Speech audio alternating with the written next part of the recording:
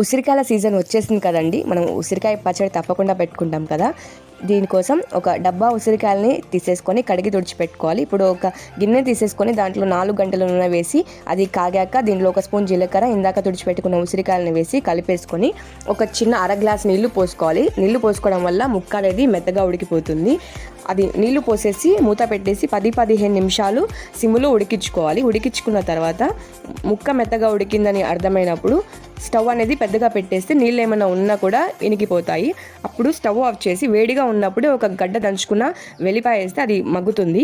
ఇప్పుడు ఉసిరికాయలు చల్లారనివ్వాలి. చల్లారనిచ్చిన తర్వాత దీంట్లో 1 స్పూన్ పసుపు, 1 స్పూన్ మెంతిపిండి, 2 స్పూన్ల ఆవపిండి, చిన్న గ్లాస్ అంటే తలగొట్టు నిండా కాదండి, చిన్న గ్లాస్ తలగొట్టు కారం, తలగొట్టు కంటే కొంచెం తక్కువ ఉప్పు వేసేసి మొత్తం కలిపేసుకుంటే ఎంతో టేస్టీగా ఉండే ఉసిరికాయ పచ్చడి రెడీ అయిపోతుంది. వేడి వేడి అన్నంలో ఉసిరికాయ పచ్చడి నెయ్యి వేసుకొని తింటే చాలా టేస్టీగా ఉంటుంది. ఆరోగ్యానికి కూడా చాలా మంచిది. తప్పకుండా ట్రై చేసి చూడండి.